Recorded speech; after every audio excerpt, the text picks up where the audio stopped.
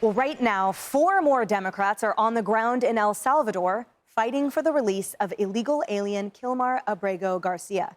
They join Democrat Maryland Senator Chris Van Hollen's mission to bring the illegal immigrant back to the U.S.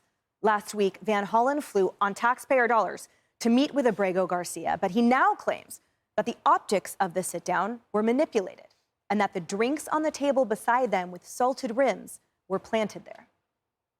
When I first sat down with Kilmar, we just had glasses of water on the table. I think maybe some coffee. And as we were talking, one of the government people came over and deposited 2 other glasses on the table with ice, and I don't know if it was salt or sugar around the top, but they look like margaritas. And if you look at the one they put in front of Kilmar, it actually had a little less liquid than the one in front of me, to try to make it look, I assume, like he drank out of it. Let me just be very clear.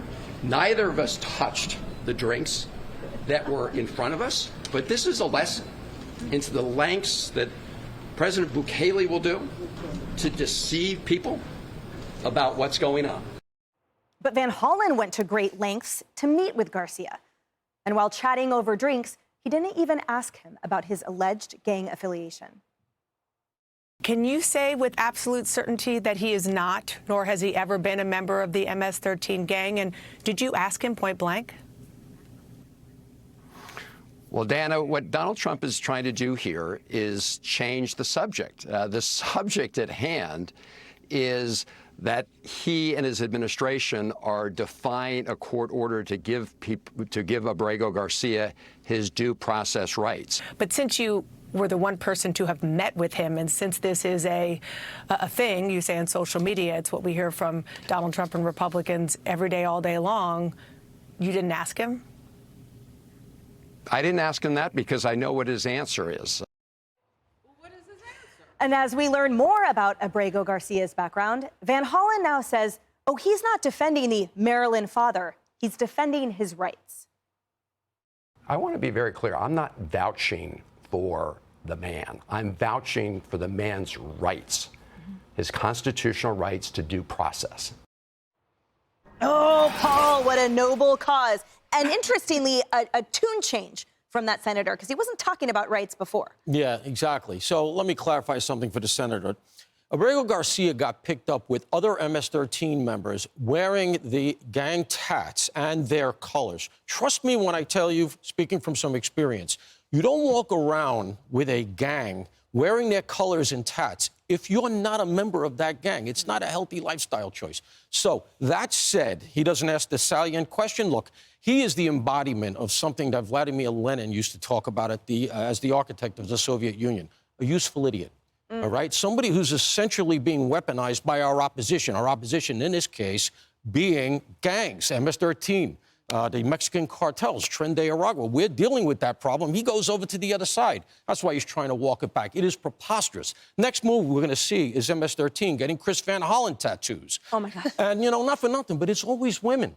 He's right. It's on record that he beat his wife up a couple of times. These guys come in, they abuse women. Where is the left for that? You don't hear about it. And as far as due process goes, how are we going to give full due process to 10 to 12 million unvetted illegals? Where's your answer for that, pal?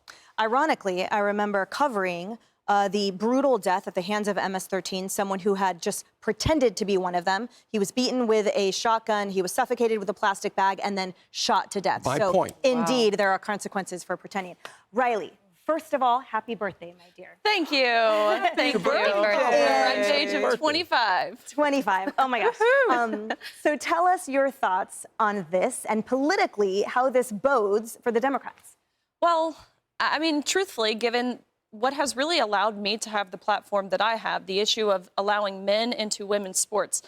I mean, I sit back and watch these things, whether it's this, whether it's the men and women's sports, whether it's putting tampons in boys' bathrooms, whether it's referring to Latino individuals as Latinx. I mean, they have just continually, time and time and time again, proven themselves to be so out of touch with the reality that everyday Americans face. And that's what this is, too. So, and I think important thing here, too, Chris Van Hollen, his constituent was Rachel Morin. He didn't attend her funeral. He didn't call Patty Morin. None of that. No, instead he flew 3,000 miles to El Salvador to now meet with this allegedly illegal gang member. So not overly shocked. I wish I could say I was shocked, but none of this stuff really surprises me anymore. And Carly, the irony is those individuals standing with Senator von Hollen were wearing buttons that said, "Keep the family together." Yeah. And I recall that as you talk about the Morin family, who will never be together again. Never will be together, permanently separated. And that is something that should deeply be remembered in this moment.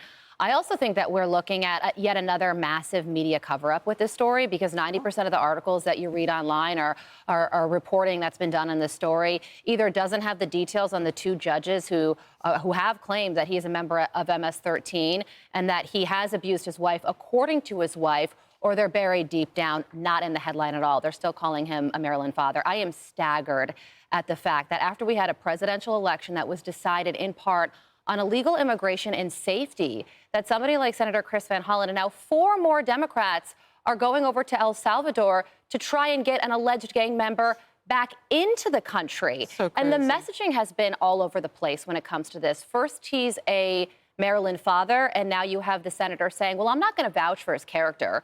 Really, that's what this whole thing was about. And he also said on Fox News Sunday that he didn't even ask Abrego Garcia when they sat down together if he's a member of a gang.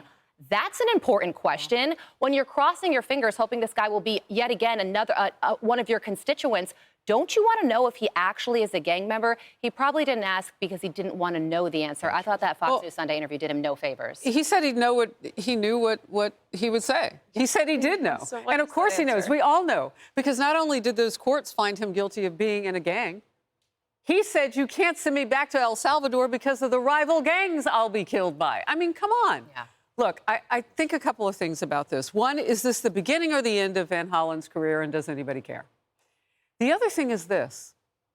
With all that has happened with these individuals, if one of them, if one of these Democratic lawmakers is successful and for their end, bringing that individual back into the country and he commits a violent crime, can we put the lawmaker behind bars this time too for being charge complicit? conspiracy. Yeah, I mean, this is ridiculous. I don't think they've gamed this out. And where are the people in the streets saying, yeah, this is our guy? You know where they are? They're feeding their families. They're working. They got here the right way. Yeah. They're working. They're trying to come up. They don't want a gang member from a country they left coming into their home of the United States of America. We're talking about illegal immigration here. That in itself is a crime, and then he compounds it. Yeah, that's right. And the convictions, you know, he wasn't convicted on the gang membership, but to your point, there were procedural elements and there were findings within the decisions, which is why DHS and the police were alleging such. Right.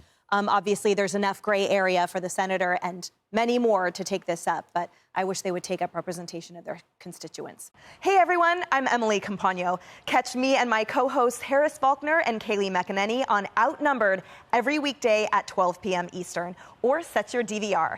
Also, don't forget to subscribe to the Fox News YouTube page for daily highlights.